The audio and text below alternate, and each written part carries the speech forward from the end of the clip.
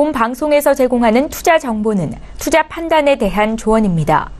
방송에서 제공하는 주식의 가치, 가격 상승 및 가격 하락에 대해서는 방송사에서 보장하지 않습니다. 슈퍼스탁 발굴 프로젝트 글로벌 슈퍼스탁의 김민아입니다. 어제 우리나라 한 증권사에서요, 해외 주식 자금이 증권업계 처음으로 5조 원을 넘어섰다라고 발표를 했는데요. 국내 수익률도 국내 주식 자금보다도 훨씬 좋았다라고 발표를 했습니다. 물론 어떤 기준을 통해서 산정을 한 건지 구체적으로 수치를 분석을 해봐야 알겠지만 이 해외 투자 자금이 점차적으로 늘어나고 있는 것은 부정할 수 없는 진실인 것 같습니다. 그렇다면 우리는 어떤 해외 상품이 유망한지 살펴봐야겠죠. 오늘도 저희 글로벌 슈퍼스탁과 함께 하시면서 이슈 분석 그리고 유망 투자 종목 발굴해 나가시기 바랍니다. 저희 방송은요, 서울경제TV 홈페이지 그리고 톡스타 홈페이지를 통해서 참여하실 수 있습니다. sntv.co.kr, 톡스타.co.kr을 통해서 접속해 보시기 바랍니다. 참고로 본 방송에서 제공하고 있는 정보는 투자 판단에 대한 조언일 뿐 주식의 가치나 수익률을 보장하고 있지 않습니다. 저희 서울경제TV는 자본시장법을 준수하여 1:1 투자 상담, 유사수신 행위, 무인가 영업행위, 불법 대여계좌 홍보 및 가입 권유 등 모든 불법 사항들 엄중하게 금지하고 있습니다. 자, 우선 시장 동향부터 체크하고 가도록 하겠습니다. 시황센터 연결해 볼게요. 안녕하세요. 최혜원입니다. 오늘의 시장 소식 알려드립니다. 어제 코스피는 2470선까지 오르며 마감을 했습니다. 오늘은 하락 출발을 하고 있는데요. 먼저 코스피 함께 보시겠습니다. 네, 현재 코스피는 0.43% 하락하면서 2460.04에 거래가 되고 있습니다. 수급 함께 보시겠습니다. 네, 현재 개인이 1068억 원 규모로 매수하고 있고요. 기관과 외국인은 각각 매도하고 있습니다. 코스닥 시장 함께 보시겠습니다. 현재 0.45% 하락하면서 883.89에 거래가 되고 있습니다. 수급 함께 보시겠습니다. 네, 코스닥은 이 개인의 주도로 현재 흘러가고 있고요. 기관과 외부인은 각각 매도하고 있습니다. 다음으로는 해외 선물지수 함께 보시겠습니다. 먼저 나스닥입니다. 현재 0.04% 하락하면서 7182.00에 거래가 되고 있습니다. S&P 500지수 함께 보시겠습니다. 현재 0.05% 상승하면서 2773.50에 거래가 되고 있습니다. 달러 인덱스 함께 보시겠습니다. 현재 0.03% 상승하면서 93.437에 거래가 되고 있습니다. 골드 함께 보시겠습니다. 현재 0.15% 하락하면서 1301.0에 현재 거래가 되고 있습니다. 크루드오일 함께 보시겠습니다. 현재 0.27% 상승하면서 66.13에 거래가 되고 있습니다. 다음으로는 중국 증시 알려드립니다. 어제 마감 시황입니다. 상해 종합지수는 0.18% 하락하면서 3109.50에 마감을 했습니다. 항생 종합지수 함께 보시겠습니다. 네, 0.81% 상승하면서 31,512.63에 마감을 한 바 있습니다. 다음으로는 암호화폐 시세 알려드립니다. 9시를 기준으로 알려드립니다. 오늘 비트코인은 하락하면서 출발을 했습니다. 에이다와 아인스타인님도 모두 하락 출발하고 있고요. 뉴 이코노미 무브먼트 그리고 이더리움만이 소폭 상승하면서 출발을 하고 있습니다. 다음 종목 함께 보시겠습니다. 퀀텀은 거의 변동이 없이 흘러가고 있고요. 리플과 비트코인 캐시만이 하락하면서 출발하고 있고 네오는 소폭 상승하면서 출발을 하고 있습니다. 다음으로는 거래량 순위 함께 보시겠습니다. 현재 이오스가 가장 많이 거래가 되고 있고요. 2위부터는 트론, 비트코인, 에이다, 이더리움 이렇게 흘러가고 있습니다. 지금까지 시장 소식 알려드렸습니다. 최윤이었습니다. 네, 글로벌 슈퍼스탁 이제 본격적으로 시작을 해보도록 하겠습니다. 첫 번째 시간, 해외 주요 이슈들을 살펴보는 시간이죠. 글로벌 이슈 앤 가이드 시간입니다. 저희 금요일을 빛내주고 계시는 윤진 멘토님이 스튜디오에 나와 계십니다. 인사 나눠볼게요. 안녕하세요. 네, 반갑습니다. 자, 윤진 멘토님과 오늘도 어떤 이슈들이 있는지 함께 살펴보도록 하겠습니다. 우선 어떤 이슈들이 나와 있는지 화면으로 만나볼게요. 글로벌 이슈 첫 번째입니다. 미국 금리 인상이 유력한 6월 FOMC가 벌써 5일 앞으로 다가왔습니다. 유럽 중앙은행 내부의 긴축설까지 나돌면서 다음 주는 6월 유기설에 대한 최대의 고비가 될 전망인데요. 이에 따른 글로벌 시장 영향에 대해 자세히 분석해 보겠습니다. 두 번째 이슈입니다. 트럼프 미국 대통령이 북미 정상회담을 앞두고 열리는 G7 정상회의 참석에 강한 불만을 토로했다라는 뉴스입니다. G7 정상회의 참석에 불만을 내비친 이유는 무엇이고 이에 북미 정상회담에는 어떤 영향을 미치게 될지 잠시 후에 알아보겠습니다.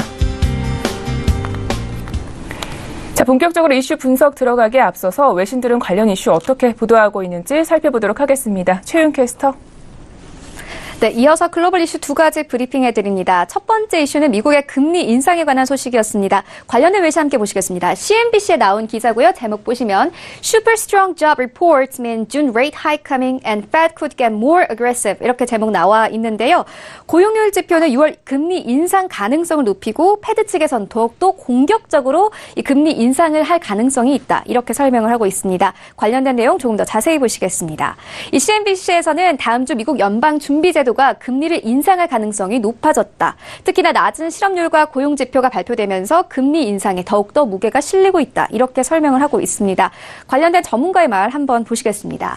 네, CNBC에서는요, 이 한 분 전문가의 말을 인용을 하고 있는데요. 이 솔직히 말해서 이제 구멍을 찾기 힘들다. 그러니까 금리를 인상하지 않을 수 없다. 이렇게 설명을 하고 있습니다. 특히나 고용률 지표가 발표되면서 이 금리 인상을 반대하는 의견 또한 점차 없어지고 있는 상황이다. 이렇게 설명을 하고 있는데요. 금리 인상에 관한 이슈 조금 이따가 다시 이야기 나눠보도록 할 테고요. 두 번째 이슈 이어서 브리핑해드리겠습니다. 이 트럼프가 G7 회의에 참석을 하기 싫다. 이런 소식이었는데요. 제목 보시면요. 워싱턴 포스트에 나온 기사고요. Trump complains about traveling to Canada ahead of Singapore summit with Kim. 이렇게 제목 나와 있습니다. 트럼프가 김정은과의 회담을 앞두고 캐나다 방문에 불만을 가지고 있다. 이렇게 설명을 하고 있습니다. 관련된 내용 조금 더 자세히 보시겠습니다. 이 워싱턴 포스트에서는요. 도널드 트럼프 미국 대통령이 북미 정상회담을 앞두고 캐나다 퀘벡주에서 열리는 주요 7개국 정상회의에 참석해야 한다는 점에 불만을 토로해왔다. 그동안 김정은 북한 국무위원장과의 회담 준비에 집중해왔는데 이 G7 정상회의가 이러한 준비를 방해한다고 보고 있다. 이렇게 말을 했다고 합니다. 관련된 내용 조금 더 자세히 보시겠습니다. 네, 이 기사에서는요. 특히 트럼프 대통령이 G7 정상들이 무역 등의 각종 문제에서 정반대 의견을 제시하고 있기 때문에 불만을 가지고 있고 그들로부터 설교를 듣고 싶지 않다고 말했다. 이렇게 전해진다고 합니다. 관련된 내용 조금 더 자세히 들어보겠습니다. 네, 최윤 캐스터 고맙습니다. 자, 첫 번째 이슈에 대한 분석 시작해 보도록 하겠습니다. 다음 주면 6월 FOMC 회의가 열리게 되는데요. 지금 이때 미국 기준금리 인상이 좀 확실시 되어가고 있는 거겠죠? 네, 맞습니다. 다음 주 이제 14일이면은 우리나라 시간 기준이죠. 금리 인상, 미국 금리 인상도 예정되어 있고 통화결정 회의, 그리고 ECB 쪽에서도 마찬가지로 그날 오후에 지금 통화결정 회의랑 지금 금리 일정 둘 다 남아 있습니다. 그렇기 때문에 같은 날 한 번에 지금 두 양대국들이 본격적으로 금리 관련된 이슈를 발표한다라고 보시면 되겠고요. 지금 이번에는 사실 연방준비제도 FOMC 쪽에서는 이제 금리 인상하는 게 거의 확실시되고 있고, 그다음에 ECB 측에서는 이제 하반기에 진행할 테이퍼링에 대한 이슈를 발표할 것이다 쪽으로 포커스가 맞춰지고 있죠. 그래서 이번에 지금 프라이트 위원죠. 지금 프랑스 출신의 ECB 위원입니다. 프라이트 위원 같은 경우에는 뭐 공격적으로 이제 인플레이션 체력이 좀 받쳐주고 있기 때문에 ECB 목표치에 어느 정도 도달했다라는 면에서 테이퍼링 관련된 좀 자신감을 나타내는 모습으로 보여지고 있고요. 그다음에 옌스 바이트만 이제 독일 출신이죠. 독일 출신 주식입니다. 이분 같은 경우에는 이제 목표치 견줄 만한 수준으로 점진적으로 돌아갈 것 같다라는 좀 애매한 표현을 썼는데, 뭐 간단히 말씀드리면 이제 테이퍼링 진행하기에 슬슬 때가 됐다 쪽으로 좀 해석을 하시면 될 것 같습니다. 그래서 이제 독일 출신 그리고 프랑스 출신이다 보니까 양대 이제 선진국들 출신의 주시죠. 그래서 이분들이 전부 다 테이퍼링을 좀 옹호하는 쪽의 발언을 내놨다라는 면에서 이제 6월에는 철저하게 좀 테이퍼링 관련된 이슈가 본격적으로 다뤄질 것이다라고 보시면 될 것 같습니다. 네, 알겠습니다. 자, 여기서 중요한 부분은 이 미국의 통화정책 결정이 앞으로 글로벌 시장에 좀 어떤 영향을 미치냐인데요. 어떻게 될까요? 일단 통화정책 결정이 일어나고 나면은 사실 지금 ECB 쪽이나 FOMC 쪽이나 방향성은 전부 다 금리 인상을 추후에 향해 가는 방향 쪽이라고 보시면 됩니다. 물론 이제 FOMC 같은 경우에는 빨리 그냥 이번에 금리 인상을 단행하는 부분이고, ECB는 워낙 지금 다른 국가들 이탈리아나 스페인 같은 좀 약소국까지도 포함하고 있다 보니까 공격적으로 금리 인상을 진행할 수 있는 환경은 분명히 아니에요. 근데 분명히 미리 금리 인상 전조에 있어서 양적 완화를 축소하는 방향으로, 테이퍼링 방향으로 일어나는 움직임이 일어나줘야 됩니다. 그리고 물론 이탈리아나 스페인 등의 약소국들에 대해서는 양적 완화 축소에 대해서 일부 이 국가들에 대해서만 특혜를 주는 정책들이 나오겠죠. 근데 그 해당 정책들에 대한 부분까지도 앞으로 이탈리아랑 스페인의 흐름을 좌우할 수 있기 때문에 최근에 뭐 이탈리아, 스페인이 뭐 이탈 가능성까지도 살짝 제시가 됐었죠. 물론 그거는 현실화되기는 어렵습니다. 하지만 일단 금리 결정에 앞서서 미리 진행하는 게 테이퍼링이기 때문에 그런 면에 있어서 추후 스페인이나 이탈리아가 충분히 여기서 안정화가 될 수 있는지, 여부를 판단하는 기준이 될 것이다 라고 좀 보시면 될 것 같습니다. 알겠습니다. 자, 지금 이 유럽과 미국의 강대국 통화 정책 결정이 앞으로 신흥국 시장에 좀 영향을 미친다라는 이야기들이 많이 나오고 있는데요. 이 부분에 대해서는 좀 어떻게 보시나요? 네, 사실 이번에 좀 그 22 긴축권 이후에 이탈리아 채권도 매도세가 나왔었고, 뭐 이건 당연한 부분입니다. 뭐 이탈리아도 마찬가지고 뭐 다른 국가들도 마찬가지인데, 일단 금리 인상 방향 쪽에 움직임이 나오면은 당연히 채권 금리 가치도 올라가게 되겠죠. 그럼 당연히 채권 가치는 하락 쪽으로, 그죠? 네, 금리가 상승이 올라가면은 채권 가치는 하락 쪽으로 베팅이 일어나는 건 정상적인 흐름입니다. 네. 근데 이것뿐만 아니라 문제는 신흥시장 쪽에도 영향을 미치게 되는데, 문제는 상대국이다 보니까 한쪽 국가가 금리 인상의 패턴을 보여주고 혹은 금리 인상의 전조 흐름을 보여주면은 특히 이들은 강대국이다 보니까 안정성을 갖고 있죠. 안정성을 갖고 있는 국가들이 금리 인상을 하게 된다. 그럼 당연히 자금은 이쪽으로 움직여 줄 수밖에 없습니다. 원래 이쪽에서 이 유럽이나 미국 쪽에서 다른 국가의 신흥국에 투자했던 돈들이 회수되는 경우도 있고 신흥국에서 반대로 이쪽으로 베팅을 넘기는 경우도 있어요. 특히 지금 이탈리아나 스페인 같은 경우에는 굉장히 좀 위험한 국가들이기 때문에 그 자국인들이 굉장히 본인들 은행이나 뱅크나 뭐 혹은 뭐 채권 관련 투자에도 좀 리스크를 생각하고 있습니다. 그러다 보니까 좀 강대국 쪽으로 자산들을 옮기는 포지션을 취할 수 있는 가능성이 높고요.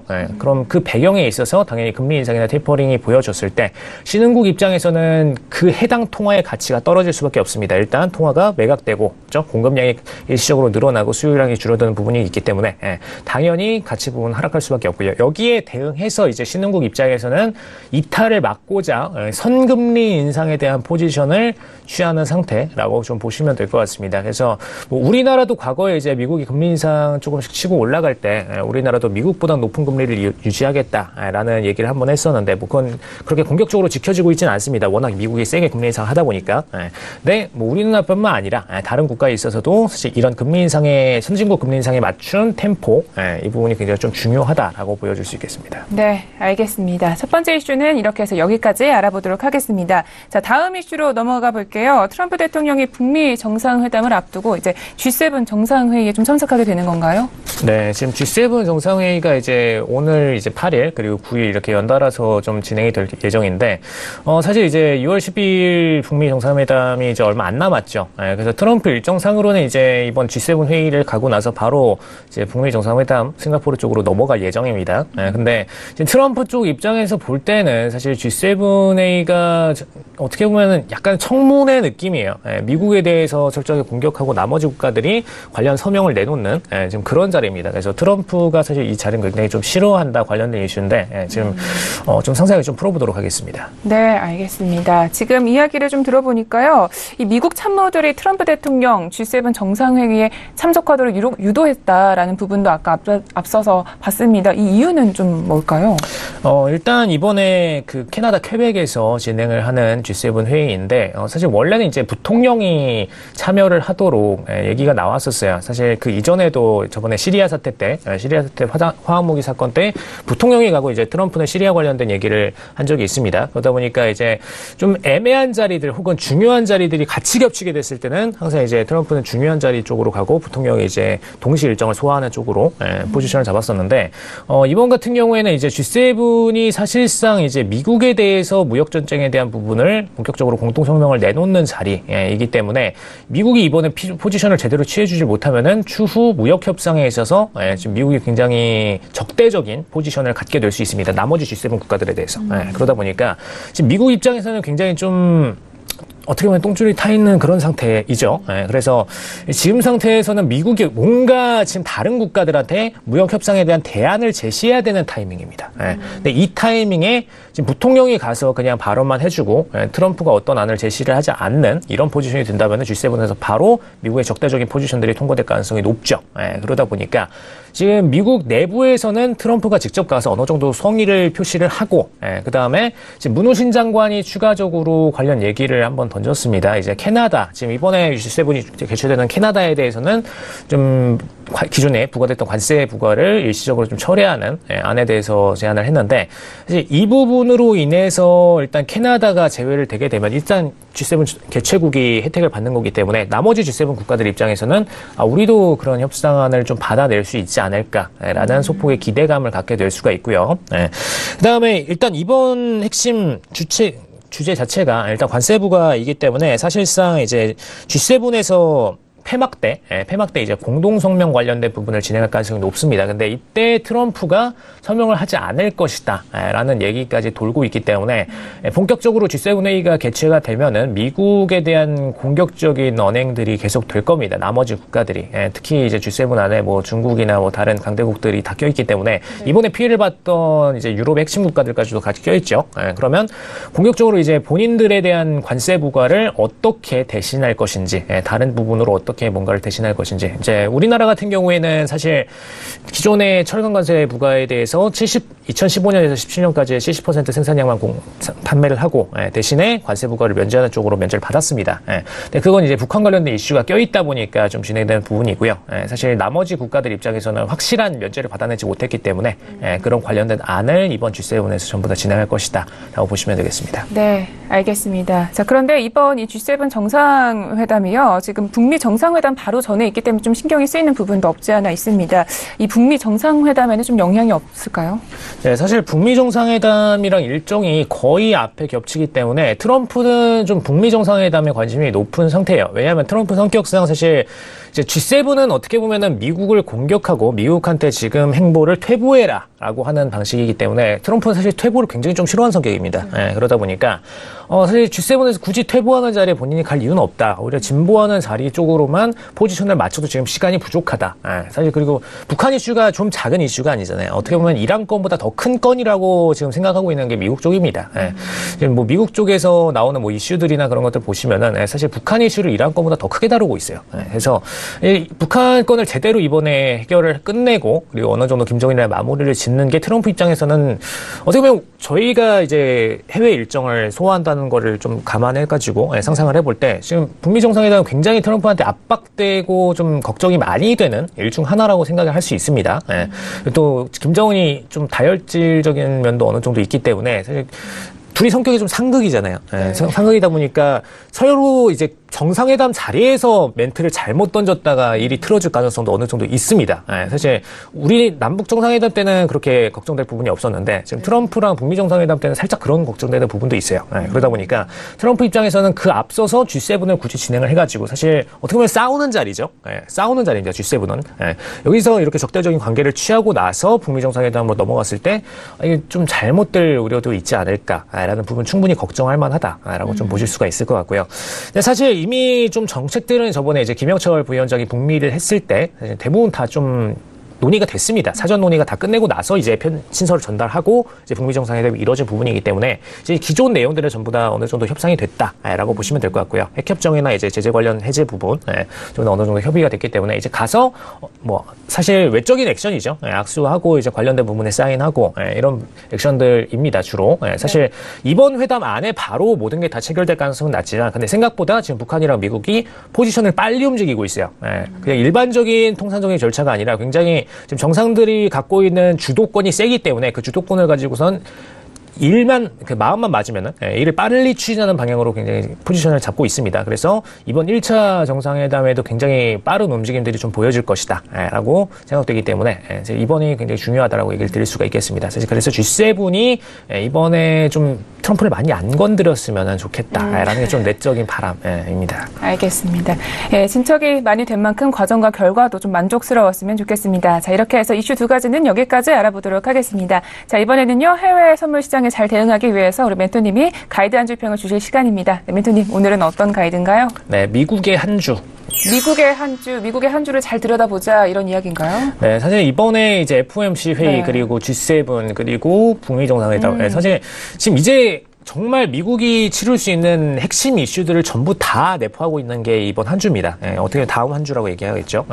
이 한 주 동안에 미국을 좌지우지할 수 있는 그리고 미국을 대하는 다른 국가들의 경제 상황도 좌지우지할 수 있는 핵심 주간이기 때문에 앞으로 한 주에서 금융 선물들 그리고 일반 상품 선물들까지도 공격적으로 좀 추세가 변동이 될 것이다 라고 얘기를 드릴 수 있겠습니다. 네, 알겠습니다. 오늘의 가이드 잘 들어봤습니다. 저 윤진 멘토님은요, 코인 이슈행 가이드에서도 이야기를 같이 나눠주실 겁니다. 오늘은 여기까지 하도록 하겠습니다. 고맙습니다. 감사합니다. 네, 글로벌 이슈 여행 가이드 정리하고 돌아오겠습니다.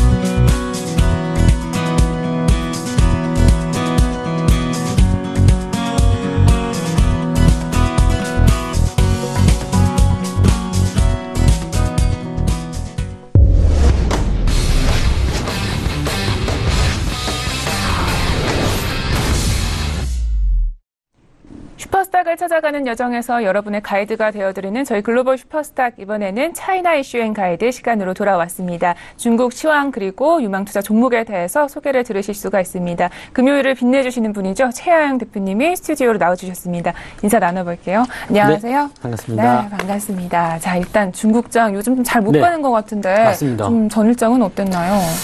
전일장 최근에 근데 뭐 분위기가 아주 나쁘다고 볼 수는 없었습니다. 왜냐면은 최근에 움직임들을 보게 되면 한 일주일여 정도 계속 오르락 내리락 반복하면서 저점을 꾸준히 높여왔기 때문에 글쎄요, 아주 나쁘다라고 보기는 어려운데 지금 중국의 투자자들의 어떤 채팅창을 제가 잠깐 아침에 보고 왔는데 오늘은 좀 내릴 것이다 이런 예상들을 하고 있더라고요. 그래서 투자자들이 이렇게 예상하면 또 반대로 오르지 않겠나 이런 생각도 좀 해보는데요.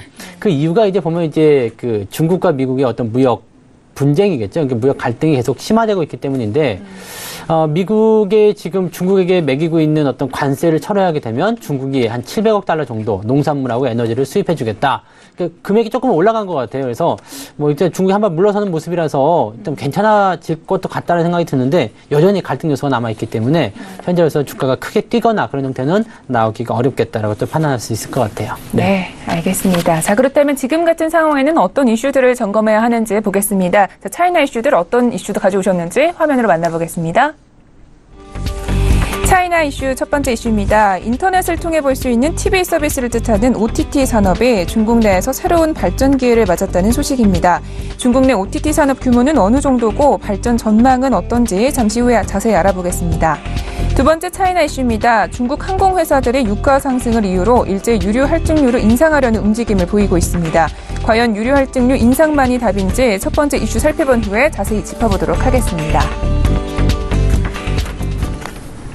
네, 첫 번째 이슈부터 분석을 해보도록 하겠습니다. 우선 어떤 내용인지 들어보도록 할게요. 네, 제목을 보게 되면 이제 OTT 항예라고 해서 이제 OTT 업황입니다. 그 관련 뭐 업종이라고 봐야 되겠죠. OTT 업체들에게 새로운 발전 기회가 왔다. 그래서 잉라이 신더 파잔 지위 해서 일단 새로운 기회가 일단은 만들어졌다라는 얘기가 나오는데 기사 내용을 보게 되면 6월 6일 현충일이었죠. 6월 6일에 이제 펑싱이라고 있습니다. 이 중국의 무료 드라마나 영화, 애니메이션 이런 것들을 이제 공급하는 그런 사이트인데요.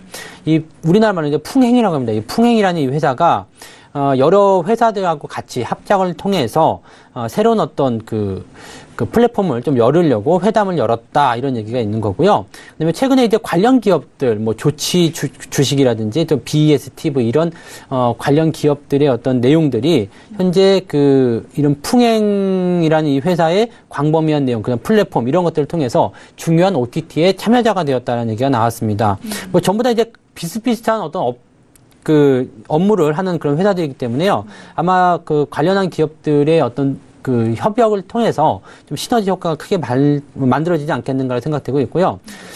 이런 것들을 통해서 이제 새로운 어떤 OTT 업체들의 새로운 어떤 움직임들이 나올 것이다라고 이야기가 좀 되고 있는 사실입니다. 네. 알겠습니다. 자, 우선 이 OTT 산업이 정확히 어떤 것을 뜻하는지 알아봐야 될 것 같은데요. 네. 이 OTT라는 것은 이제 뭐 오버 더 탑이라고 하더라고요. 근데 약자로 이제 OTT입니다. 그래서 쉽게 말하면 이제 인터넷을 이용해서 TV를 보는 그런 서비스니까, 우리나라로 치면 이제 IPTV 같은 경우, 네. 그러니까 뭐 케이블이나 또는 이제 공중파, 뭐 안테나 이런 것들 이용해서 보는 것이 아니라 인터넷선을 이용해서 영상을 보는 그런 서비스를 말합니다. 그래서 우리나라 같은 경우는 이제 뭐 IPTV가 있고 또 OTT라는 것에 이제 마지막에 이제 탑이라는 부분은 셋탑박스를 의미합니다. 그래서 실제로 보게 되면은 이제 IPTV이면서도 요즘에 보면 SK 브로드밴드에서 나오는 옥수수라든지 뭐 CJ 헬로에서 나오는 뭐 뷰잉 뭐 이런 식의 어떤 IPTV를 모바일로도 볼 수 있는 어떤 컨텐츠들이 나오는 것들이 다 OTT 업체가 하고 있는 사업 영역이다라고 보시면 될 것 같고요. 뭐 옥수수나 이런 것들 잘 모르시는 분들은 이제 넷플릭스 하면 아실 것 같아요. 네, 미국의 넷플릭스가 또 이런 OTT 사업이라고 좀 보시면 될 것 같아요. 네. 알겠습니다. 요즘에 이 OTT를 설치하지 않고서는 좀 재미있는 프로그램을 찾아보기가 그렇죠. 힘든 다시 것 보기가 같아요. 안 되죠. 네, 그러니까요. 근데 지금 중국의 이 OTT 산업 규모는 좀 어느 정도 되는지 궁금하고 앞으로 좀 성장 가능성은 어느 정도인가요? 네. 일단은 뭐 OTT를 좀 보기 위해서는요, 중국 쪽을 보기 위해서는 넷플릭스를 좀 보시는 게 좋아요. 미국의 넷플릭스 같은 경우가 지금 보면 1분기, 이번 연도 1분기만 매출액이 약 4조 원 정도 된다고 합니다. 그래서 뭐 이런 인터넷 서비스 업체 쪽에서는 굉장히 많은 매출이라고 좀 보시면 될 것 같고요. 넷플릭스의 전 세계 가입자가 지금 현재 1억 3천만 명 정도 되고 있는데 굉장한 수치라고 우리가 지금 생각하고 있겠지만 중국으로 넘어가면 좀 얘기가 좀 달라집니다. 지금 중국의 경우에는 이제 OTT 업체 중에서 이제 가장 그 선도 업체가 아이치라는 기업이 있습니다. 지금 현재 나스닥에 상장이 되어 있는 기업인데요. 이 그룹이 선두에 있고 또 이제 그 짧은 그 영상 클립이라고 해가지고 동영상이 3분 이내로 짧게 돌아가는 그런 그 동영상만을 시청할 수 있는 사이트들이 또 있습니다. 이게 더우인. 그래서 이 더우인이라는 것은 막 그 음이 떨리다 뭐 그런 의미인데 왜 이렇게 이름을 지었는지 모르겠습니다만은 네, 더우인이라는 게 있고 또 콰이쇼 빠른 손. 그래서 빨리 볼 수 있는 어떤 그런 내용들의 어떤 이름을 가진 이런 업체들이 있는데 이 더우인하고 콰이쇼라는 이 그 동영상 어플의 그 가입자 수를 합치면 4억 명이 넘습니다. 그러니까 중국은 이제 인구가 13억이기 때문에요. 인구수, 가입자 수로 따지게 된다면 이게 지금 뭐 전 세계 글로벌로 해서 이게 비교가 안 됩니다. 그래서 미국 넷플릭스가 그렇게 잘 나간다, 뭐 돈 많이 번다라고 하지만 실제로 가입자 수가 1억 3천만 명이라는 것을 감안해 봤을 때 지금 현재 중국 쪽에서의 사업 영역은 무궁무진하다고 볼 수 있겠고요. 또 가입자 수로만 평가한다면, 그러니까 인구 수로만 평가하게 된다면 뭐 인도를 제외하고서 네, 지금 중국에서 1등을 하게 된다면 세계 1등일 것이다. 이렇게 좀 보셔도 될 것 같아요. 네. 이 중국의 OTT 기업들이 네. 세계로 좀 진출을 하게 되면 엄청난 가입자 수를 끌어올릴 걸 감안을 하면은 세계로 안 가도 될 것 같아요. 네. 좀 앞으로 네. 좀 성장 가능성이 네, 네. 계속 주목을 하셔야 될 것 같습니다. 자, 이렇게 해서 첫 번째 이슈는 여기까지 알아보도록 하고요. 자, 두 번째 이슈로 넘어가 보도록 하겠습니다. 먼저 어떤 뉴스인지 설명부터 들어볼게요. 네, 유류 할증료를 인상할 것이다. 이렇게 항공회사들이 네, 올 것이 왔다라는 얘기가 생각이 좀 드네요. 근데 이 유류 할증료를 인상하는 부분들에 대해서 지금 항공사들이 이제 그 연계적인 부분들을 좀 갖추고 있다는 얘기입니다. 왜냐하면 이제 최근에 그 유류 할증료에 대한 부담감이 항공사에게 많이 좀 그 전가됐다라는 얘기가 좀 나오고 있어서 이 항공사 업체들이 그런 부분들을 이제 여기서 이제 표현을 이렇게 하고 있습니다. 승객들에게 부담을 덜어주기 위해서라고 하는데, 그러니까 말 그대로 이제 그냥 회사가 부담하지 않고 그러니까 유류 할증료를 그냥 비행기 표에, 비행기 가격에 같이 포함을 시켜주겠다라는 얘기가 되는 거겠죠. 그래서 유류 할증료가 좀 인상되면 전체적으로 이제 그 비용이 좀 증가하게 될 거다라고 보시면 될 것 같고요. 지금 보면 2015년 2월 정도 시점에 유가가 좀 하락세를 따게 되면서 유류 할증료가 인하가 됐었는데요. 지금은 이제 계속적으로 상승세를 좀 보이고 있죠. 그래서 국제 유가가 계속적으로 상승을 하게 됨에 따라서 유류 할증료의 재도입을 통한 그런 움직임이 나올 것이다. 그래서 계속적으로 이제 이런 부분들을 협의를 통해서 진행하고 있기 때문에 아마 조만간 시행되지 않겠는가라고 생각되고 있습니다. 네, 알겠습니다. 자, 그렇다면 이 국제 유가 이 상승세가 항공기업들에게 좀 악재로 작용하는지가 궁금한데요. 일단은 기름값이 올라갔다라고 하면 네. 뭐 우리 자동차 운전하는 거랑 똑같다고 보시면 될 것 같아요. 비용이 증가하는 거죠. 그러니까 같은 거리, 그러니까 출퇴근을 하는데 예전에는 10,000원어치 기름을 넣고 왔다 갔다 했다라면 지금 이제 12,000원을 넣어야 된다. 이런 식인데 비행기는 이제 더 하겠죠. 그래서 국제 유가가 올라가게 된다라면 일단 이제 비용이 증가한다라고 좀 보시면 될 것 같고요. 그래서 여기에서 이제 그 비용을 좀 그 부담감을 줄이는 부분들이 이제 유류 할증료를 대신 증가시키는 그런 모습으로 갈 수 있다. 그래서 연료비에 대한 어떤 부담감 이런 것들을 좀 줄이고자 항공사들이 지금 현재 유류 할증료를 인상하는 그런 모습으로 가는 것 같다라고 판단할 수 있을 것 같습니다. 알겠습니다. 이 승객들의 좀 부담이 커질지 않을까 이런 생각이 드는데 이 항공사들이 유류 할증료를 좀 증가시키지 않고도 네. 좀 수익이 좋아질 수 있는 방법은 없을까요?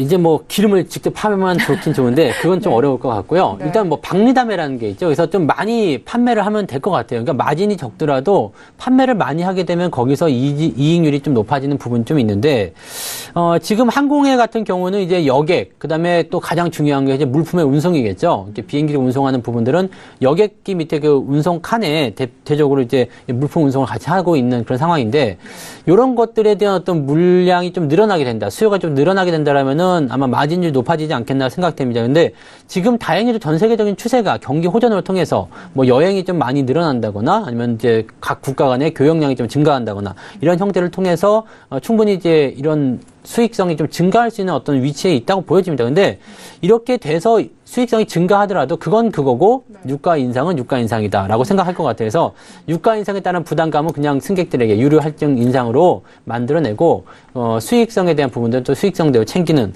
그런 기업의 방침이 나오지 않을까 저는 그렇게 생각하고 있습니다. 네, 알겠습니다. 자, 이렇게 해서 이슈 두 가지 분석을 잘 들어봤습니다. 자, 이번에는요, 이슈 두 가지를 바탕으로 해서 우리 멘토님이 가이드 한 줄 평을 주실 차례입니다. 멘토님, 오늘은 어떤 가이드를 준비해 주셨나요? 네, 오늘은 하루 만에 변하는 것은 없다. 네. 하루 만에 변하는 것은 없다. 진짜 맞는 네. 말인 것 같아요. 꾸준히 해야 네, 되잖아요. 맞아요. 그렇지? 근데 뭐 가끔씩 보면은 뭐 하루 만에 세상이 뒤집어졌다 뭐 이런 얘기도 나오긴 하는데요. 네. 실제로 하루 만에 그런 것들이 나오지는 않죠. 그래서 꾸준히 그런 상황들이 있었고 그런 것들이 어느 순간에 새로운 어떤 국면을 맞이할 때 우리는 깜짝 놀라는 그 부분들이 있는데 주식 투자를 할 때도 마찬가지입니다. 어제 저녁까지만 하더라도 내가 분석을 할 때 굉장히 좋은 주식이고 이걸 꼭 사야 되겠다 했는데 다음날 아침 되면은 그게 뭐 음봉으로 시작한다거나 네. 하락을 출발한다거나 그러면 이거 사면 안 될 것 같은데 라는 생각이 딱 마음이 바뀌거든요. 근데 그렇게 하면은 반드시 후회하는 상황이 벌어지게 됩니다. 그래서 어제 먹은 마음을 오늘 바꾸지 마라 이런 내용도 포함될 수 있겠고요.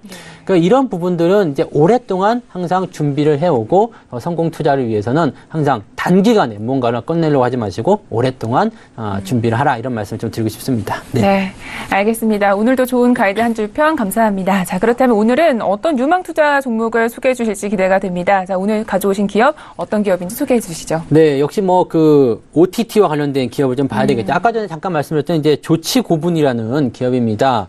002429번 그 심천에 상장된 기업입니다. 뭐 작은 회사예요. 작은 회사인데 이 회사가 좀 주목을 받았었던 이유는 뭐냐면 그 동방명주라고 아시죠? 상해에 가면은 그 동방명주 탑이 있는데 상해의 그 명물이죠. 상하이의 명물인데 그게 이제 사실은 그 IPTV를 하는 이제 송전탑, 우리나라 남산타워 같은 그런 역할을 좀 하고 있는 그런 타워인데 이 동방명주가 지금 상해에 상장은 되어 있습니다. 그리고 이 동방명주가 이 조치고분이라는 회사의 2대 주주로 지금 2015년도에 등극이 되어 있거든요. 그래서 지분을 가지고서 하고 있는데 이 동방명주도 지금 IPTV 이런 그쪽의 사업자고 지금 2015년도부터 해서 계속 그 가입자 수가 늘어나서 내년도쯤 됐을 때 뭐 3천에서 4천만 명 정도의 가입자 수를 확보할 거다라는 얘기를 들었는데 아직 자세한 부분까지는 확인을 하지 못했고요. 어쨌건 동방명주라는 것은 굉장한 어떤 그런 그 든든한 후원자 정도의 역할을 하고 있다고 보시면 될 것 같아요. 그리고 이 기업은요. 컴퓨터, 통신, 기타 전자설비 제조업체라고 지금 되어 있긴 한데 스마트 하드웨어 그리고 LED 제품, 가정용 TV나 MTC 조명 뭐 이런 것들을 일단 다루고 있고요. 우리가 주목해봐야 되는 것은 뭐냐면 중국의 인터넷 스트리밍 업체 펑션이라고 있습니다. 이 펑션이라는, 이 영어로 펑션인데요.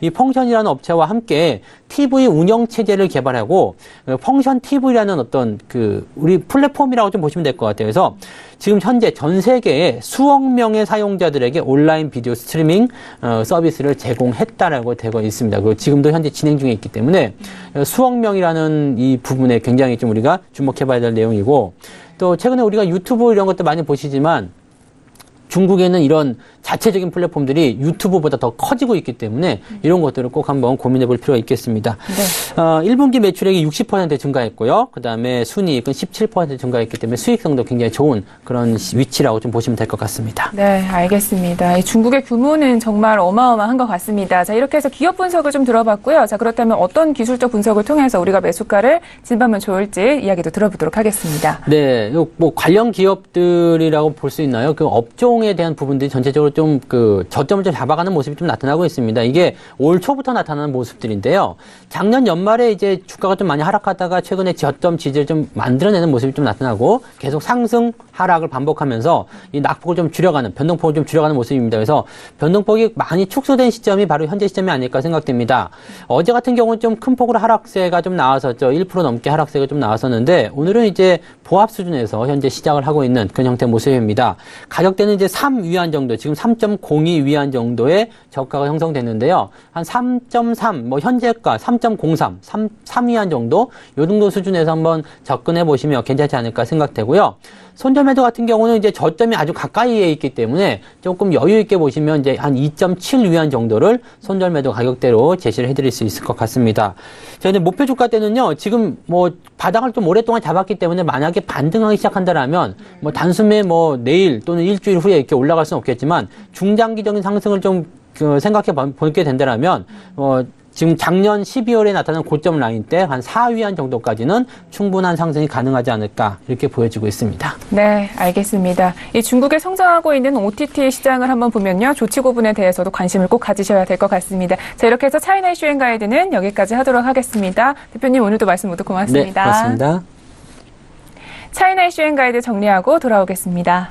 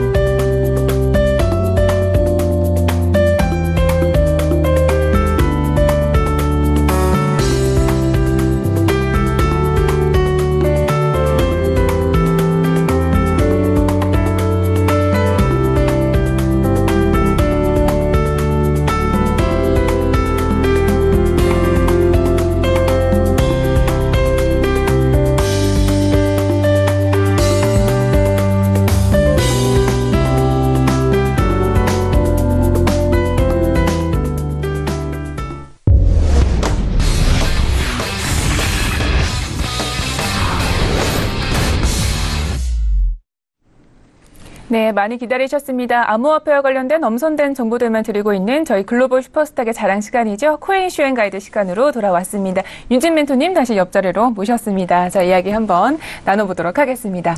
자, 오늘은 어떤 코인 이슈들을 가지고 오셨는지 먼저 화면으로 만나보도록 하겠습니다. 첫 번째 코인 이슈입니다. 미국 증권거래위원회가 암호화폐를 위해 증권법을 변경하는 일은 없지만 토큰 세일에 있어서는 반드시 이 증권법을 준수해야 할 것이라는 의견을 내놨습니다. 미 증권거래위원회는 어떤 기관이고 왜 암호화폐 증권법 준수를 주장하고 나선 건지 잠시 후에 알아보도록 하겠습니다. 자, 두 번째 이슈입니다. 경찰이 암호화폐 거래소인 코인원의 마진 거래에 대해 도박과 다름없는 수사 결과를 발표했습니다. 이번 수사 결과에 따른 코인원의 입장과 향후 방향성에 대해서 짚어보도록 하겠습니다. 자, 첫 번째 코인 이슈부터 먼저 분석을 해보도록 하겠습니다. 어떤 뉴스인지 먼저 이야기 들어볼게요. 네, 이제 SEC의 이제 제이 클레이튼 이장이죠. 이제 본격적으로 이제 코인 관련된 상품들이 증권거래법에 적용을 받아야 되느냐 안 받아야 되느냐 이런 논란들이 좀 있었는데 이제 그냥 이제 SEC가 기존에 가지고 있던 증권거래법을 그대로 암호화폐에다 전부 다 적용을 시켜야 된다라고 좀 강력한 주장을 내세운 게 지금의 이슈입니다. 네. 자, 우선 이 뉴스를 제대로 이해하기 위해서는요, 미국 증권거래위원회 SEC에 대해서 좀 이야기를 들어봐야 될 것 같은데 정확히 어떤 기관인가요? 네, SEC는 한국으로 따지면 이제 금감원 정도로 해석을 하시면 될 것 같아요. 이제 미국에서 똑같이 정부하에 이제 금융 관련된 감독 행위를 좀 감시하는 기관이다라고 보시면 될 것 같습니다. 좀 재밌는 게 이 SEC 같은 경우에 과거에 이제 좀 대공황 쇼크들을 겪으면서 이제 SEC에 대한 본격적으로 좀 추진해야 된다라는 건이 진행이 되고 의회에서 상정이 된 다음에 SEC가 오픈이 됐는데 이때 초대 의장이 전 케네디 대통령의 아버지인 이제 조셉 케네디 이분이 초대 의장이었습니다. 좀 재미있는 부분인데 이분은 이 SEC에서 본격적으로 좀 진행하는 부분이 원래 이제 금융시장에서 주로 일어나는 범죄 행위들 이제 시세 조정 그리고 허위사실 유포 그다음에 차명 계좌 통해서 시세 조작하는 부분 그다음에 뭐 불법 공매도 등을 감독하는 기구라고 좀 보시면 될 것 같고요. 뭐 그 이외에도 이제 주가 조작 부분을 기본적으로 적발을 해서 상장 공시 의무를 위반하는 기관들까지도 공격하는 기관이다. 그래서 사실상 이제 금융 관련된 위법 행위뿐만 아니라 금융에 이제 상장되어 있는 회사들의 공시 의무들까지도 좀 접근해서 감독하는 기관이다라고 좀 보시면 될 것 같습니다. 그래서 뭐 미리 정보 선취매에 대한 부분까지도 감독하는 기관이기 때문에 사실 지금 최근에 암호화폐가 이 금융 금융법을 좀 적용을 해야 되느냐 아니면 좀 제2의 시장이라서 전혀 다른 법들을 적용해야 되느냐 이런 부분들이 애매한 상태였는데 지금 어떻게 보면은 증권거래위원회에서 증권에 대한 상품들을 다루다가 암호화폐라는 새로운 시장 어떻게 보면 통화로도 바라볼 수 있는 시장에 대해서 이거는 증권거래법을 그대로 적용해서 바라봐야 된다라는 관점이 적용된 첫 사례이기 때문에 지금 굉장히 좀 중요한 사례로 보시면 되겠습니다. 네, 알겠습니다. 자, 그렇다면 이 SEC 같은 경우는 증권시장과 관련된 기관인데 왜 지금 암호화폐에 대해서 강력히 주장을 하고 나서는 건지가 궁금한데요. 네, 일단 미국 증권거래위원회 쪽에서는 암호화폐 자산 여부 그리고 암호화폐 ICO라고 하죠. 암호화폐 공개에 대해서 진정성 여부 판결하기 위해서 증권거래법을 변경하는 일은 없을 것이다. 즉, 이 변경하는 일은 없을 것이다에 두 가지 의미가 포함되어 있습니다. 증권거래법을 적용시켜야 된다. 그리고 암호화폐에 특화된 증권거래법을 따로 만들지는 않을 것이다. 어떻게 보면 이 두 가지 이중으로 강력한 주장을 한 번에 한 거죠. 사실 암호화폐에 대한 다른 법안을 새로 만들어질 수도 있는 거고 그리고 증권거래법을 그대로 적용하는 것도 맞나 틀리나에 대한 찬반 여론이 있는 상태에서 증권거래법을 지금 현 상태 그대로 적용할 것이다 라고 얘기한 부분은 지금 기존에 이제 IPO를 통해서 상장하는 증권들 이 증권은 혹은 이제 비상장 거래에 대해서 적용되는 증권거래법들 이걸 그대로 ICO 쪽에다가 또 적용을 해서 ICO 되는 코인들도 이 증권거래법을 지켜서 업로드를 하고 그리고 기존에 장외에서 거래되는 토큰들 같은 경우에도 마찬가지로 장외증권법을 그대로 적용을 해서 거래에 임해야 된다라는 부분으로 보시면 되겠습니다. 그래서 사실 최근에 어떤 세금 부분에 대한 이탈 수단으로도 활용이 되어 왔고 그리고 좀 ICO의 과정에서도 이 사설 업체들 거래소들이 자체적인 심사를 통해서 업로드를 하는 경우가 있었는데 이런 부분에 있어서 SEC의 좀 공격적인 진단을 통해서 모든 게 다 진행이 가능하다라고 굉장히 압박을 하고 있는 상태로 보시면 될 것 같습니다. 네, 알겠습니다. 이 증권시장 내부로 좀 암호화폐가 흡수되지 않을까 이런 생각도 좀 드는데 그렇다면 이 암호화폐 앞으로 좀 증권법에 영향을 받게 될까요? 네, 일단 토큰 세일이라고 하죠. 처음에 이제 뭐 프리세일에서도 세일이라는 표현을 쓰고 그 이후에 ICO 이후에서 판매되는 모든 과정들, 이 과정들에 대해서 전부 다 증권거래법을 준수해야 된다라는 의견이고요. 그 다음에 자금 조달을 위해서 이제 진행되는 ICO에 암호화폐를 이제 증권으로 분류를 해서 앞으로는 법을 적용하겠다. 그래서 이런 관리감독 기준에서도 전부 다 증권거래법 기준으로 관리감독을 적용하겠다. 뭐 금간으로 따진다면 이제 우리나라 암호화폐도 전부 다 똑같이 지금 거래소에서 적용되는 법들을 그대로 적용해서 뭐 장외시장도 마찬가지입니다. 장외시장도 장외시장법이 따로 있죠. 장외시장법에 관련된 부분들 그리고 세금까지도 추후에 적용을 하겠다라는 의견으로 좀 보시면 될 것 같고요.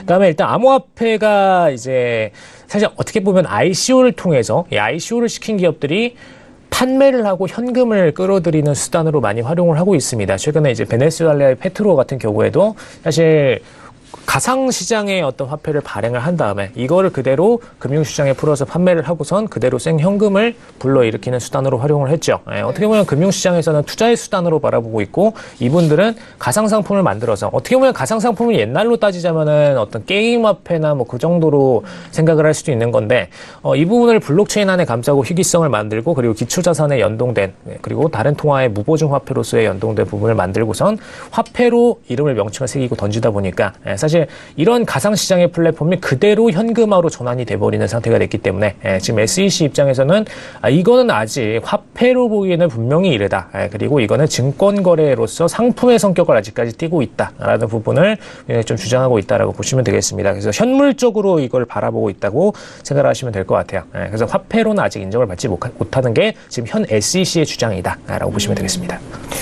알겠습니다. 자, 이에 따라 좀 앞으로 암호화폐 증권법 좀 마찰이 없을지가 궁금한데 좀 마찰이 빚어질 거라고 보시나요? 일단 SEC랑 이제 리플, 뭐 최근에 이더리움까지도 서로 이제 충돌을 하는 상태였죠. 근데 지금 이 친구들이 사실 재판에서 이번에 SEC 출신 변호사들을 끌어들였어요.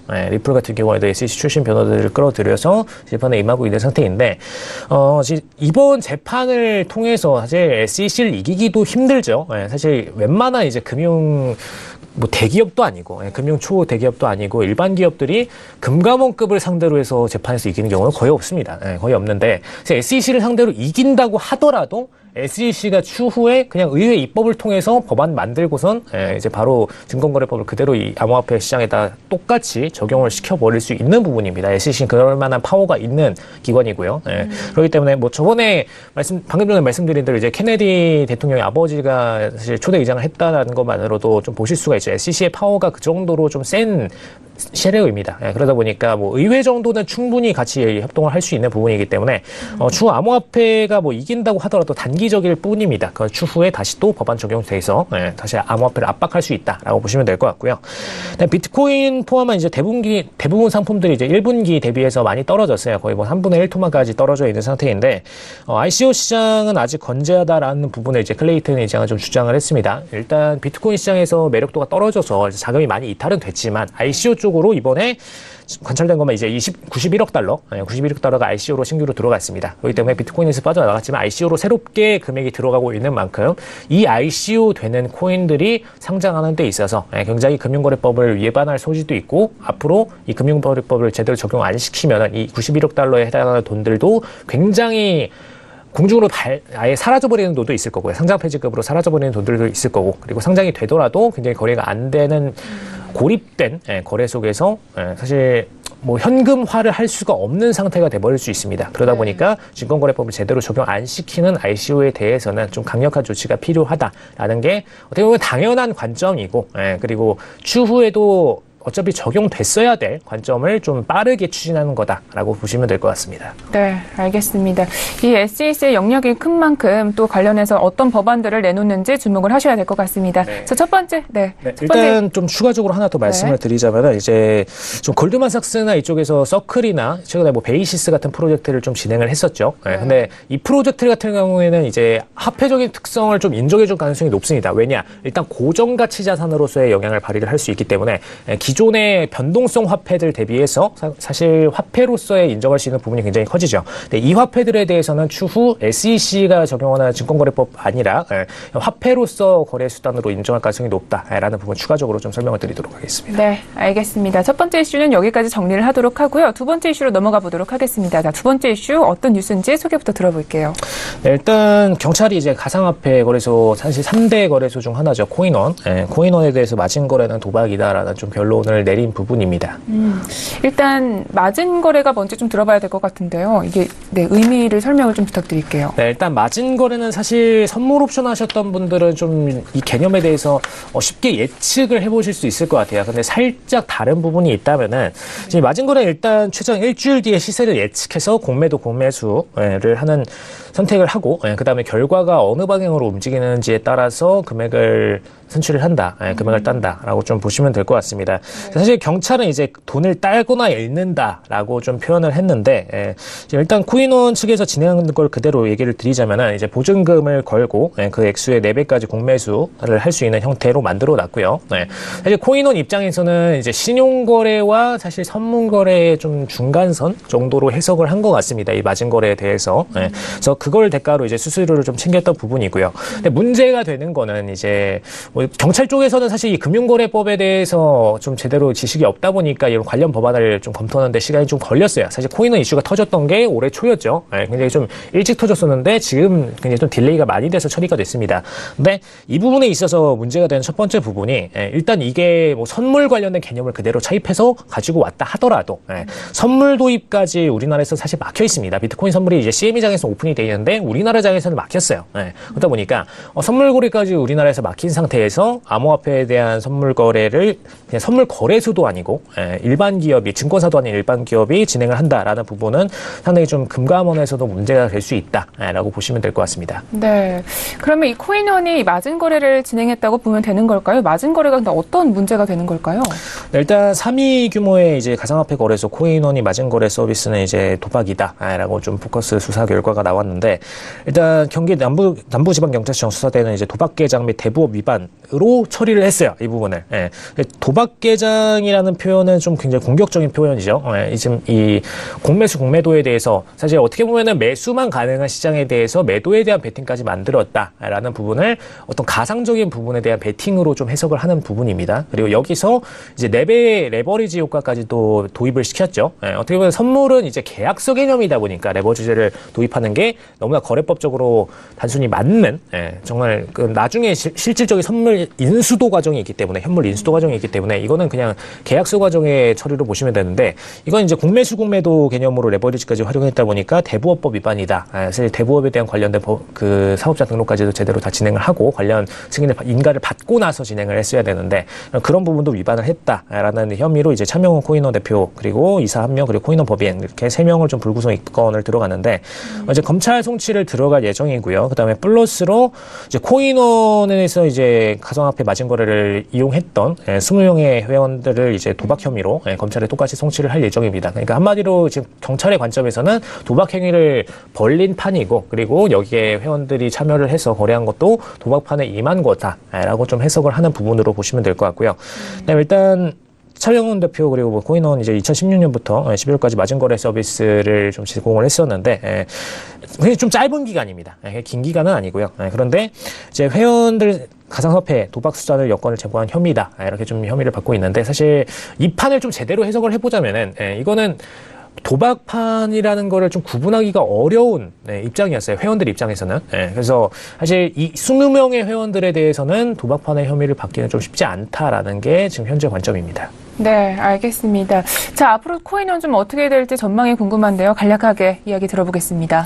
네, 일단 이 30억 원 고액 가해자에 대해서 20명에 대한 고발 혐의를 좀 들어간 부분인데 일단 코인원에 대해서는 앞으로 거래소를 닫기는 쉽진 않습니다. 근데 분명히 추후 징계가 내려질 것은 좀 분명해 보이고요. 근데 뭐 코인원은 초기부터 이제 관련 법안들을 좀 어느 정도 법률 검토를 진행한 후에 진행을 했다라는 부분에서 혐의를 계속 부인하고 있는데 종합적으로 결과를 좀 말씀드리자면은 엄밀히 따지면 이제 선물 옵션 개념이랑 일치하나? 사실 국내에서는 비트코인 CME장에 대한 상품들도 거래를 금지하고 있는 만큼 특히 이제 증권사나 뭐 하나금융투자급의 정말 큰 증권사들이 아니라면은 이런 거래를 진행하면 원래는 안 되죠. 그렇기 때문에 이런 부분에 있어서 1차적으로 법안 검토를 받게 될 것 같고요. 그리고 추후에 공매도 부분을 그냥 자체적으로 써서 사용했다라는 부분에서 대부업법, 도박법도 일부 소폭 적용될 가능성도 이제 판결에 따라서 날 수도 있다라는 부분이 좀 문제가 되는 부분입니다. 네, 알겠습니다. 자, 이렇게 해서 코인 이슈는 여기까지 진단을 해보도록 하겠습니다. 자, 오늘도 말씀 모두 고맙습니다. 네, 감사합니다. 네, 오늘도 저희 글로벌 슈퍼스탁은 해외 선물과 중국 주식 그리고 암호화폐까지 전 세계를 대상으로 유망투자 종목 발견하기 위해서 열심히 달려왔습니다. 저희 프로그램은요, 서울경제TV 홈페이지 그리고 톡스타 홈페이지를 통해서 함께 하실 수 있습니다. cntv.co.kr, 톡스타.co.kr을 통해서 접속해 보시기 바랍니다. 참고로 본 방송에서 제공하고 있는 정보는 투자 판단에 대한 조언일 뿐 주식의 가치나 수익률을 보장하고 있지 않다는 점 공지해 드립니다. 글로벌 슈퍼스탁 오늘은 여기까지입니다. 주말 잘 보내시고요. 저희는 다음 주 월요일에 뵙도록 하겠습니다. 고맙습니다.